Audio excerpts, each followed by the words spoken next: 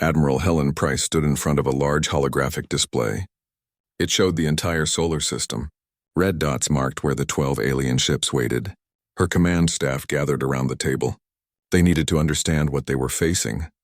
"What do we know about their capabilities?" Helen asked. Commander Lisa Grant was the chief tactical officer. She pointed at the alien ships on the display. "Each ship is about 2 kilometers long, Admiral. That makes them much bigger than any ship we have. Our sensors detected powerful energy weapons. They have shields that can protect them from attacks. They also have engines that let them travel faster than light." "How are they positioned?" Jake Morrison asked. "They are spread out in a perfect sphere around our solar system," Lisa explained. "Each ship is about 1 billion kilometers from the next one. The sphere has a radius of about 50 astronomical units. That puts them beyond Pluto." Dr. Alan Cross joined the meeting. He carried a tablet full of data. "We studied the debris from the Newton. The weapon that destroyed the ship was unlike anything we have. It did not explode the ship. It made the ship fall apart at the molecular level. The atoms just separated. Can we defend against it?" Admiral Price asked. "Not with our current technology," Dr. Cross admitted, "but we might be able to avoid it. The weapon needs about 3 seconds to charge between shots. It also needs to target precisely. If our ships move fast and unpredictably, we might be able to avoid getting hit." Helen nodded slowly. Her mind was already working on strategies. "What about attacking them? What weapons do we have?" Lisa Grant pulled up information about Earth's military ships. "We have 42 combat ships ready right now.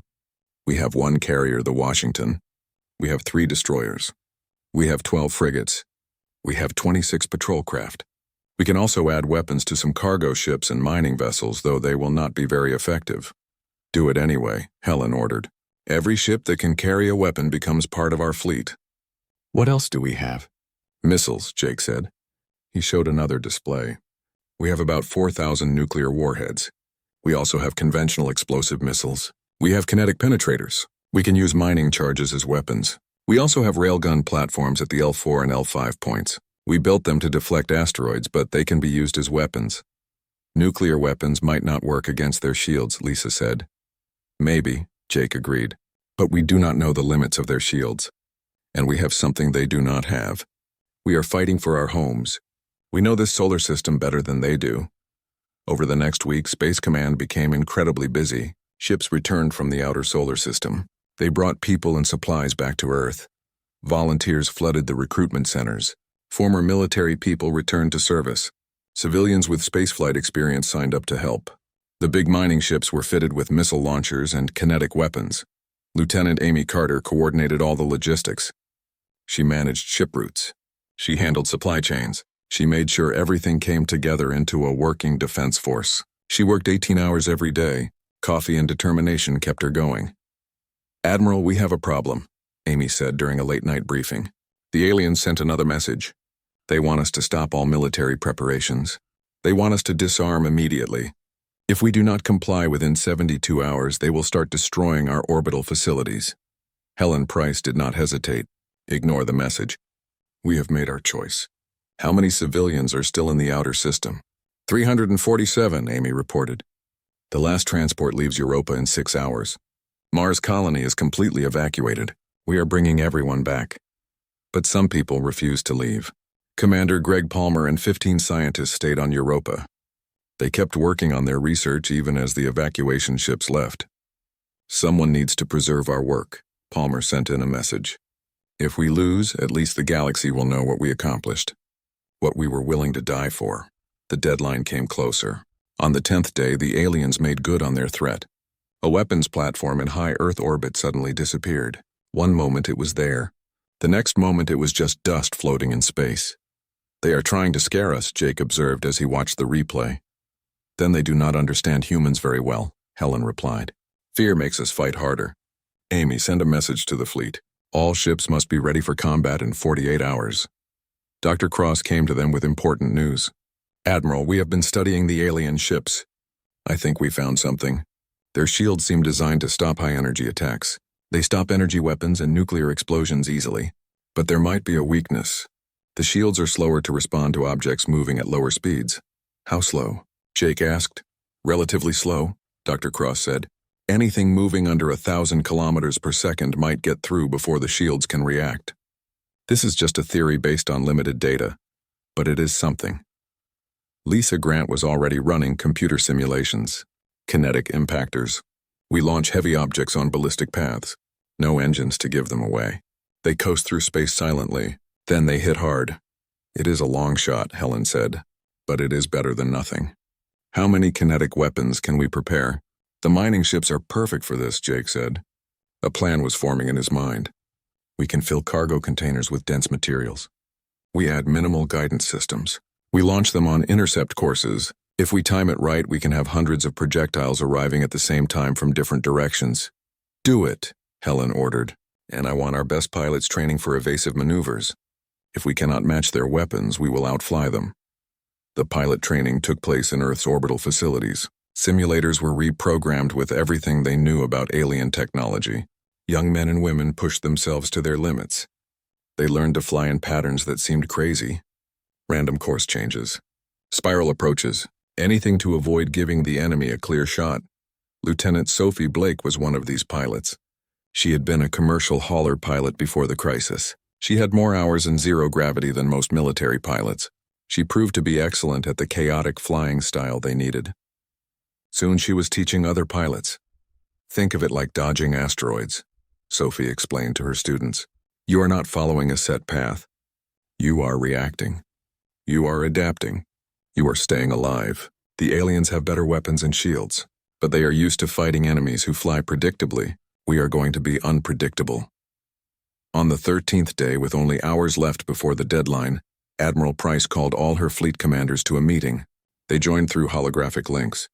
The command center filled with blue-tinted figures representing each ship's captain. In a few hours, the aliens will activate their quarantine barrier, Helen began. When they do, we are going to show them what humanity is made of. We are going to show them what happens when you try to cage a species that has been reaching for the stars since we first looked up at the night sky. She explained the battle plan. It was bold. It was possibly crazy, but it was all they had. The fleet would split into 3 groups. The first group would attack the alien ship nearest to Earth. This would draw its attention and test its capabilities. The second group, made up of mining ships and cargo haulers, would launch their kinetic payloads on long curved paths. These projectiles would arrive during the assault. The third group would stay in reserve, ready to exploit any weakness they discovered. I will not lie to you, Helen continued. The odds are against us. We are outnumbered. We are outgunned. We are fighting an enemy we barely understand, but we have something they do not have. We are fighting for our homes, for our children's future, for the basic right to exist as free beings in this universe. She looked at each commander. When this is over, the galaxy will know one thing for certain. Earth does not surrender. Humanity does not kneel. We will fight for every meter of space. We will fight for every moment of freedom, and if we must fall, we will fall standing. The commanders responded with determination. Each returned to their ships to prepare. Jake Morrison walked with Admiral Price back to the bridge of the carrier Washington. It was humanity's largest warship. Do you think we can win? Jake asked quietly. Helen looked out at the stars through the bridge windows. I think we can make them regret challenging us. Sometimes that is enough. The deadline arrived. Across the solar system, 12 alien vessels began to glow with energy. Space itself seemed to shimmer as their technology activated. They were preparing to seal humanity's prison. On the bridge of the Washington, Admiral Price gave the order that would change everything. All ships, this is Admiral Price. Execute the attack. Show them what humans are made of. The fleet moved forward. The battle for Earth had begun. The carrier Washington led the attack force toward the alien ship. Behind it flew the destroyer Charleston, frigates Dallas and Boston, and 8 patrol craft. They did not fly in straight lines. Each ship moved in a different pattern, weaving and spiraling through space as they approached the enemy. Captain Jake Morrison watched the tactical display. Distance to target is 4 million kilometers and closing. The alien ship is not reacting yet. They are letting us come, Admiral Helen Price said. They feel confident. We will use that against them. Lieutenant Amy Carter coordinated communications across the fleet. Admiral, the second group reports their kinetic packages are away. 247 projectiles launched. They will reach the target area in 12 minutes. Good. Sophie, how are your pilots doing? Lieutenant Sophie Blake was flying lead in her patrol craft, the Defiant. Ready when you are, Admiral. These aliens are about to learn that humans do not fly in straight lines. The alien vessel finally responded. Energy readings spiked across its hull. The tactical display lit up with warnings. Weapons charging, Lisa Grant called out. Multiple targeting solutions being calculated. They are about to fire. All ships evasive pattern Delta, Helen ordered. Do not give them a stationary target. The fleet scattered like birds fleeing a predator. Ships that had been flying in loose formation suddenly diverged. Each followed a unique, seemingly random path. The alien vessel fired. Space lit up with beams of directed energy. The patrol craft Vigilant was too slow. The beam caught it in the middle. Jake watched in horror as the small vessel came apart. Its molecular bonds were severed by the alien weapon. 23 people died instantly. Vigilant is gone, Amy reported. Her voice was tight with emotion. All other ships are evading successfully. Return fire, Helen commanded. Let us see what they are made of. The Charleston fired its main railgun. Slugs of depleted uranium shot through space at incredible speed. The Boston and Dallas added their missiles. Nuclear-tipped warheads streaked toward the alien ship. The alien vessel's shields appeared. A shimmering barrier of energy caught the incoming fire. The railgun slugs vaporized on contact. The missiles detonated. Nuclear fire bloomed in space. But the shields held. They absorbed the nuclear fury without any visible damage. Shields are at 100%, Lisa reported. Conventional weapons are not working. Then we try something unconventional, Jake said. Sophie, you are up. Execute attack pattern Morrison. Sophie Blake smiled inside her cockpit. The attack pattern was named after Jake's creative thinking. It was crazy. It was dangerous. It was exactly what humanity needed right now. Copy that. All patrol craft follow my lead. Let us get close to this thing. The 8 remaining patrol craft dove toward the alien vessel. They accelerated to maximum speed, while maintaining their chaotic flight patterns. The alien ship fired again. The patrol craft hammer disappeared in a flash of disrupted matter. But the others kept coming. They spiraled and weaved, forcing the alien targeting systems to track multiple fast-moving objects. Sophie's Defiant led the charge. Her hands moved across the controls, performing maneuvers that would have been impossible just a few years ago. New technology allowed pilots to survive extreme accelerations. 500,000 kilometers, Sophie called out. This thing is huge. I am getting detailed scans for the fleet. I can see what look like sensor arrays on the front section. The shield generators appear to be spread around the hull. Another beam shot out. It caught the patrol craft Liberty. Another 23 lives were lost. 200,000 kilometers, Sophie continued. Her voice stayed steady despite the death around her. Launching missiles now, full spread. The patrol craft released all their missiles at once. These were not nuclear weapons.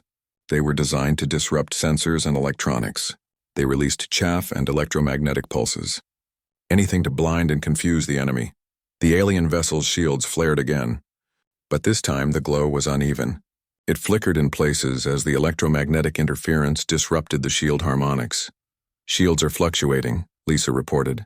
Openings appearing in sections 7 and 12. Now, Helen ordered. All ships concentrate fire on those sections.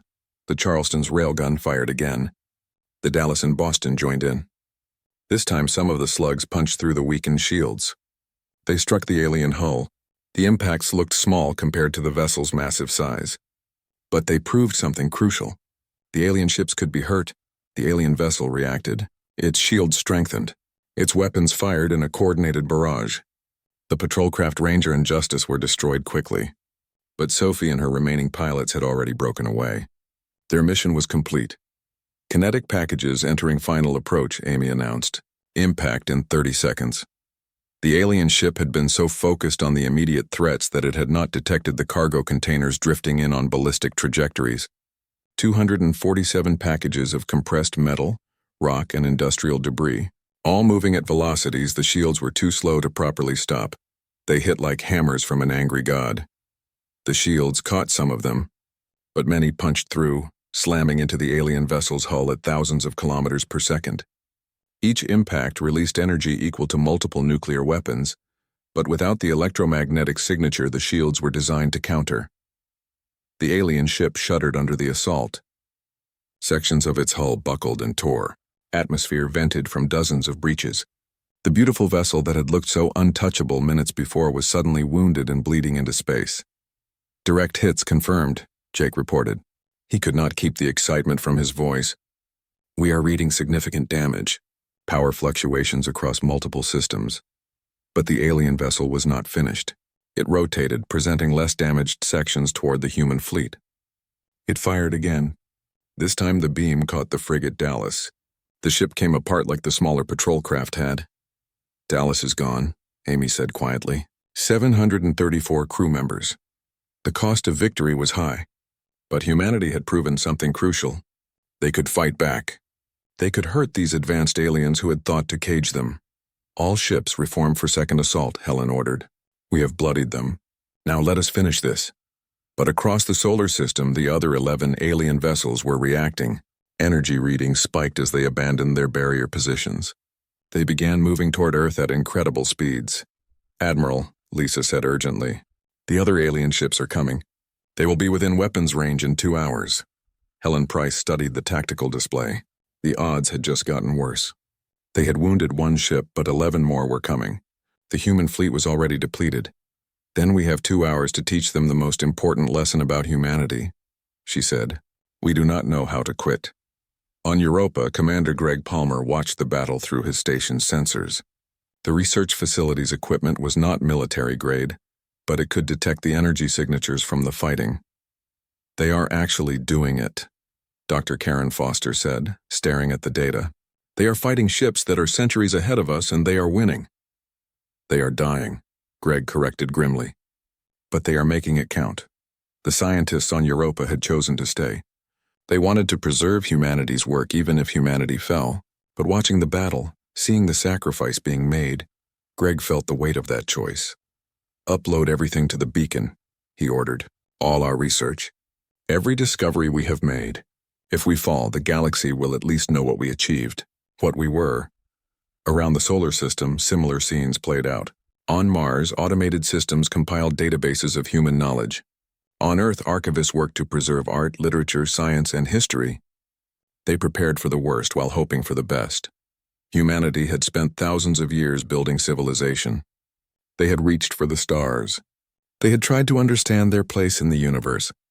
Now, in just hours, that entire legacy hung in the balance. On the Washington, Admiral Price received reports from her scouts. The incoming alien vessels are moving faster than we thought. Revised arrival time is 90 minutes. Then we make these 90 minutes count, Helen said. Jake, prepare the fleet for continuous engagement. We hurt one of them. Let us see how many more we can damage before the others arrive. The wounded alien ship was retreating.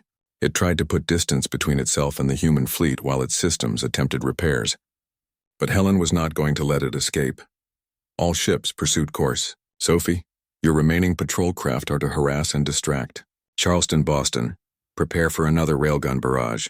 I want a damage assessment on that alien ship. I need to know where to hit it next.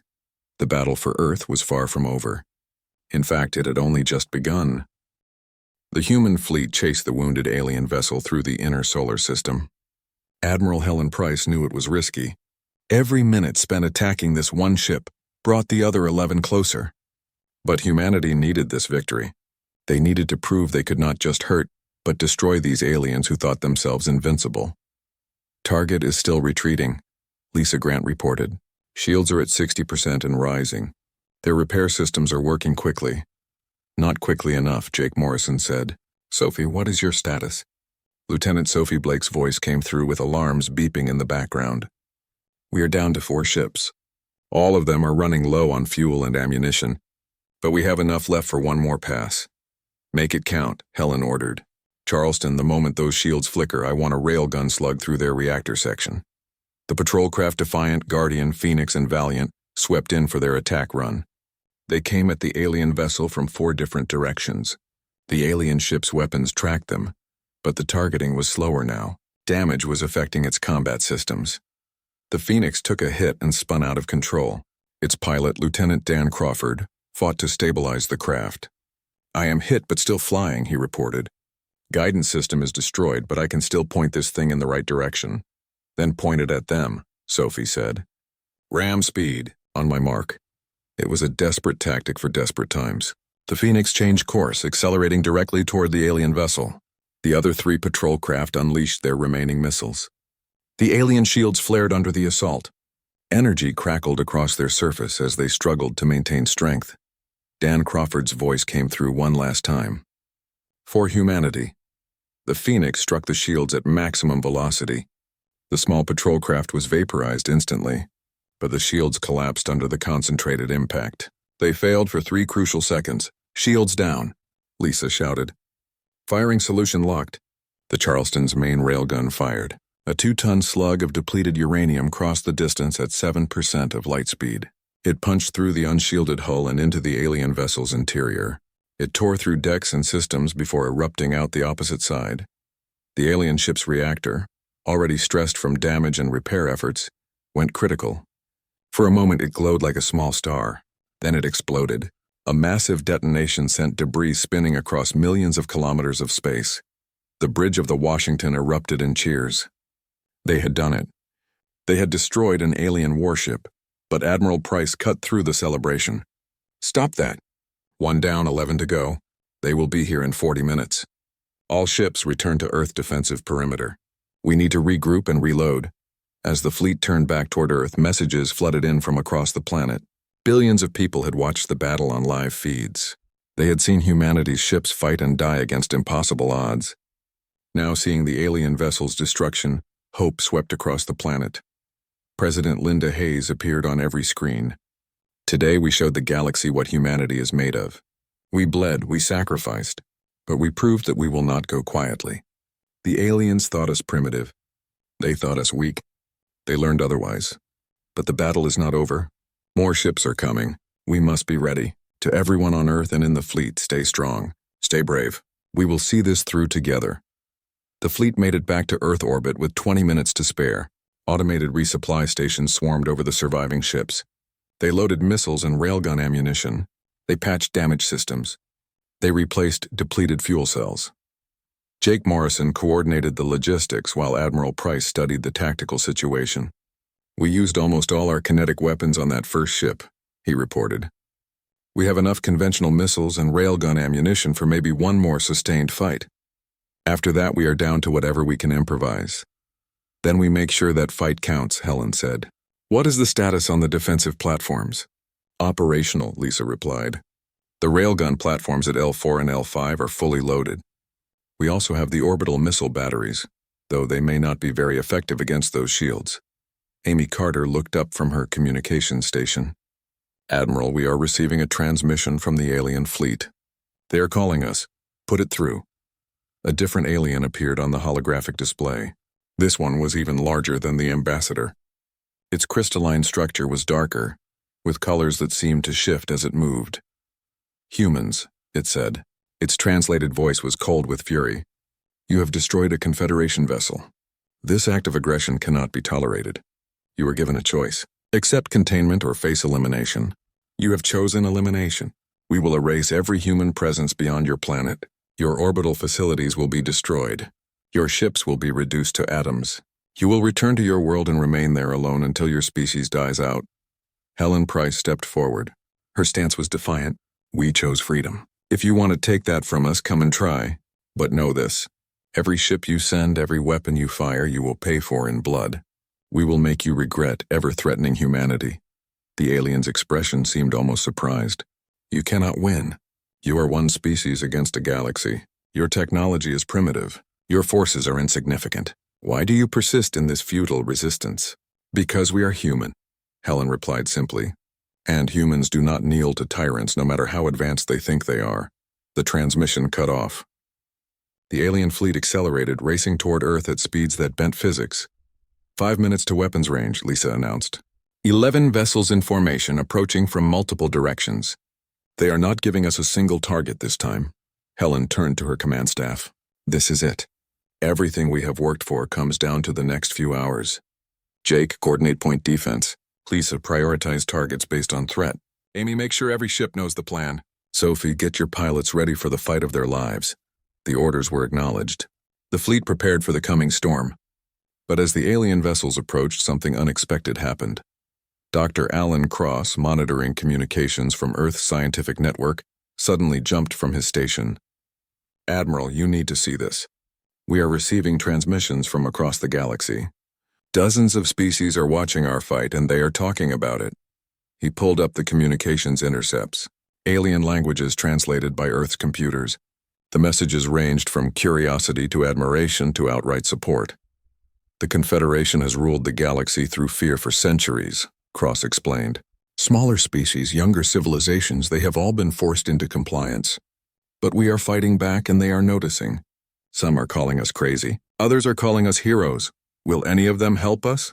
Jake asked. Cross shook his head. "They are too afraid of the Confederation. But they are watching. If we can survive this, if we can show that the Confederation can be defied, we might inspire others to stand up as well." "No pressure then," Sophie said from her patrol craft. "Now refueled and rearmed. 2 minutes," Lisa announced. "Alien vessels entering maximum weapons range." Helen Price took a deep breath. She thought of all the moments in human history that had led to this point. Every achievement, every sacrifice, every dream of touching the stars. It all came down to this: all ships engage at will. Show them that Earth does not stand alone in spirit. Earth stands for freedom. Earth stands eternal. The alien fleet opened fire. The battle for humanity's survival entered its final, desperate phase. Energy beams cut through space. Human ships scattered and returned fire. The sky above Earth lit up with explosions and weapons fire. The carrier Washington took hits to its port side. Shields that were barely adequate against such advanced weapons failed in sections. "Damage reports coming in," Amy called out. "Decks 12 through 15 are exposed to space. Casualties are high. Reroute power to shields," Admiral Price ordered. "Return fire. I want every weapon we have pointed at those things." The destroyer Charleston, already damaged from the previous fight, took a direct hit to its engines. Captain Robert Hayes managed one final transmission. "Tell my family I love them. Earth forever." The Charleston broke apart. Lisa Grant removed it from the tactical display, fighting back tears, but across the galaxy others were watching. Young species, oppressed civilizations. They watched as humanity, outmatched and outgunned, refused to surrender. They watched as humans fought with everything they had, and slowly some of them began to make a choice. The choice to stand up, the choice to fight, the choice to be free. Unknown to Earth, help was coming. Not because humanity was special, but because humanity had reminded the galaxy of something it had forgotten. That freedom was worth fighting for. That tyranny could be resisted. That even the smallest species could stand against the mightiest empire. The battle for Earth raged on, and the galaxy held its breath. The battle exploded with terrible violence. 11 alien vessels surrounded Earth in a sphere. Their weapons created a web of destruction. The human fleet, outnumbered and outgunned, fought with desperate courage. The carrier Washington took multiple hits. Admiral Helen Price gripped the armrest of her command chair as the ship shook. "Damage reports," she called out. Lieutenant Amy Carter's voice was strained. "Decks 12 through 15 are exposed to space. We have high casualties. Hull integrity is failing in multiple sections. Reroute all available power to shields," Helen ordered. "Return fire with everything we have." The human fleet fought like cornered wolves. They used every tactic they had learned. Random flight patterns, coordinated attacks, sacrificial runs to create openings. But the aliens were learning too. Their targeting improved. Their formations tightened. The destroyer Charleston, already damaged from the earlier battle, took a direct hit to its reactor. Captain Robert Hayes sent one final message. "Tell my family I love them. Earth forever." The ship exploded in a brilliant flash. "Charleston is gone," Lisa Grant reported, her voice breaking. "That is 2 capital ships lost." Jake Morrison looked at the tactical display. Red icons marked destroyed human ships. Green icons marked the alien vessels, barely scratched. "Admiral, we are losing this fight. We need to do something drastic." Helen Price had already come to the same conclusion. Execute Plan Ragnarok. Plan Ragnarok was humanity's final gambit. If they could not win through conventional warfare, they would win through sacrifice. The plan called for the Washington to charge directly at the nearest alien vessel. The carrier would be used as a massive kinetic weapon, while the rest of the fleet provided covering fire. "Are you certain about this?" Jake asked quietly. "No," Helen admitted. "But I will not let Earth fall without making them remember this day forever." The Washington turned, its engines burning at maximum. The massive carrier accelerated toward the nearest alien ship. The other human vessels understood immediately. They shifted tactics to support the carrier's attack run. Sophie Blake and her 3 remaining patrol craft flew screening patterns. They drew fire away from the Washington. The frigate Boston launched every missile it had left. The railgun platforms at L4 and L5 fired continuously until their barrels glowed red-hot.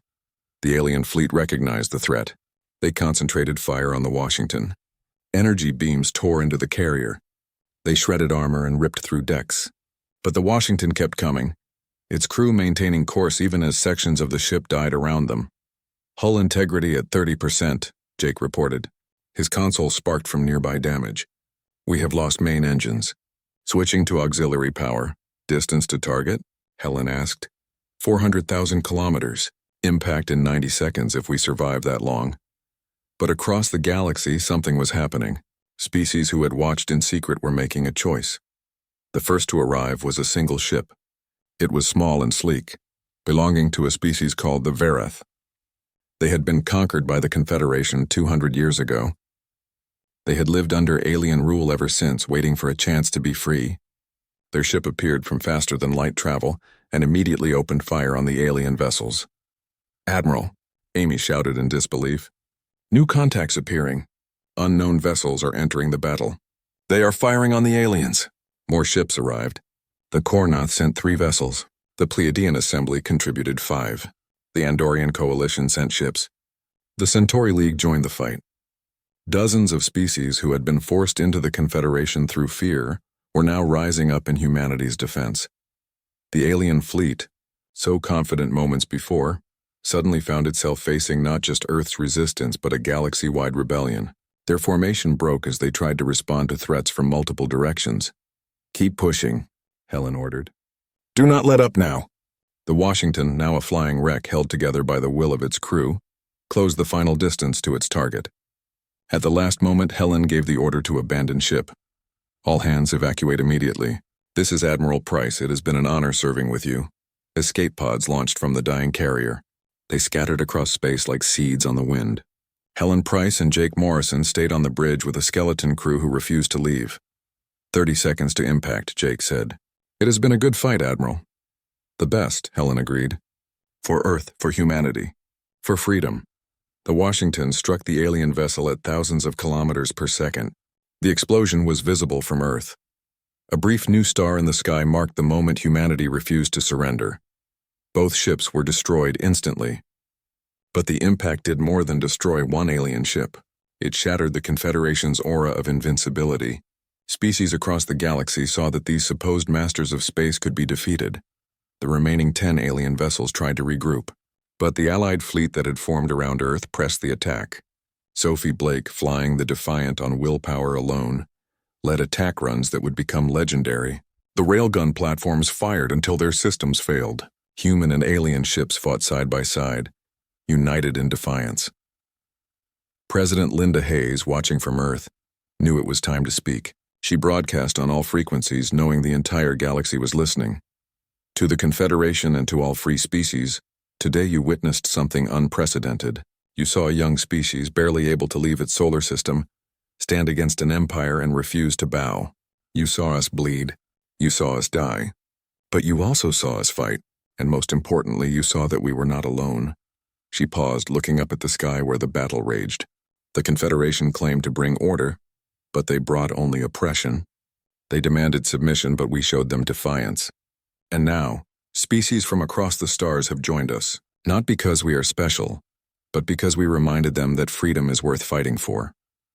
The battle continued for another hour. 3 more alien vessels were destroyed.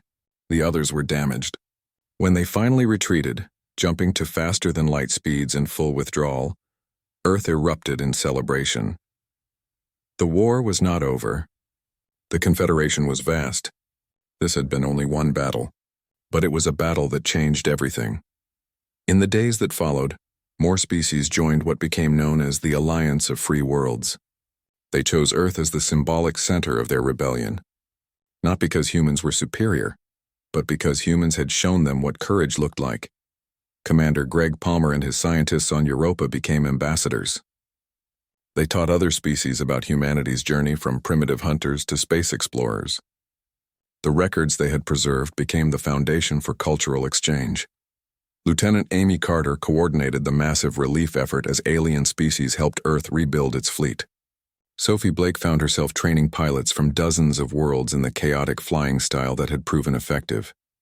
Dr. Alan Cross led scientific collaboration. He analyzed alien technology and shared knowledge freely. The cooperation between allied species advanced everyone's capabilities by decades. As for Admiral Helen Price and Captain Jake Morrison, they were believed lost with the Washington. But 3 weeks after the battle, a Vereth rescue ship found their escape pod drifting in the outer system. Against all odds, they had survived. When Helen returned to Earth, people greeted her as a hero. But she refused the praise. "We did not win because we were stronger or smarter," she said in her first speech. "We won because we refused to accept that might makes right. We won because we believed that freedom is the birthright of every being, not a privilege granted by those with bigger guns." The Confederation tried to reassert control, but the spark had been lit. World after world declared independence. Some joined the alliance. Others demanded neutrality and self-determination. The iron grip that had controlled the galaxy for centuries was breaking. It would take years, perhaps decades, for the conflict to fully resolve. There would be more battles, more sacrifices. But humanity had achieved something profound.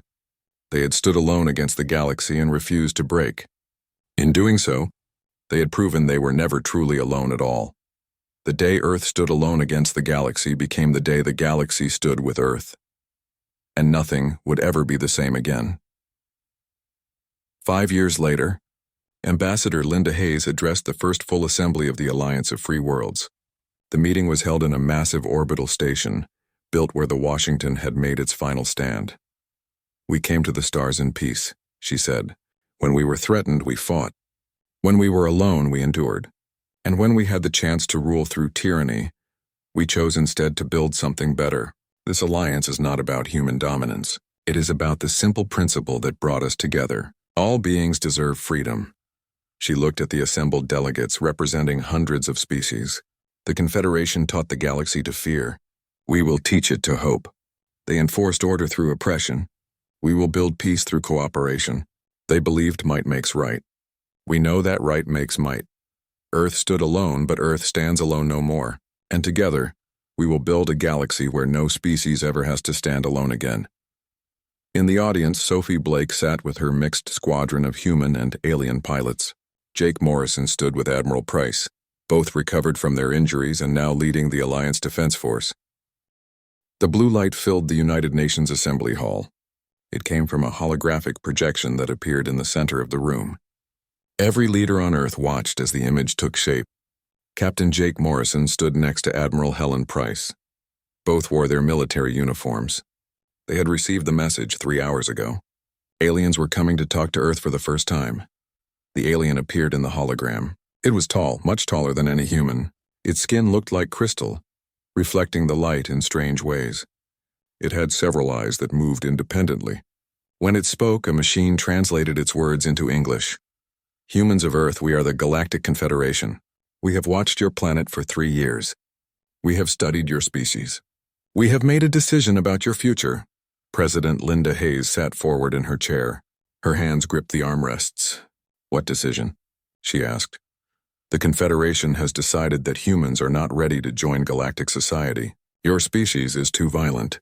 You fight each other constantly. You have damaged your own planet. You have used nuclear weapons against your own kind. We cannot allow such a dangerous species to spread into space." Admiral Price felt anger rising in her chest. "We have made mistakes, yes, but we have also done amazing things. We have built cities. We have created art and music. We have explored our world. We deserve a chance to prove ourselves." The alien's expression did not change. "The decision is final. You are now a restricted species. You must stay within your solar system. Any human who tries to leave will be destroyed. Any ship that crosses the boundary will be eliminated. You have 30 days to bring all your people back inside the solar system." Jake felt his stomach drop. Humans had built bases on Mars. They had mining stations in the asteroid belt. There was a research facility on Europa, one of Jupiter's moons. Thousands of people lived and worked in space building humanity's future. You cannot do this, President Hayes said, standing up. You are imprisoning us in our own solar system. It is necessary for the safety of the galaxy, the alien replied. This is your official warning. You have 30 Earth days to comply. After that, we will activate the quarantine barrier. Any human beyond that barrier will be killed. The hologram disappeared. The room fell silent. No one knew what to say. Admiral Price turned to Jake. Can they really do this? She asked quietly. Jake looked at his datapad, which showed information about space around Earth. I do not know, Admiral, but we need to find out what we are facing. Over the next week, scientists worked without rest. Dr. Alan Cross led the research team. They studied everything they knew about the aliens. What they learned was frightening. The Galactic Confederation included more than 2,000 different alien species. They controlled hundreds of star systems. Their technology was far ahead of anything humans had created. Their ships could travel between stars in just days. Their weapons could destroy entire planets. We cannot win a war against them, Dr. Cross told Admiral Price during a meeting. Fighting them would be like cavemen trying to fight a modern army.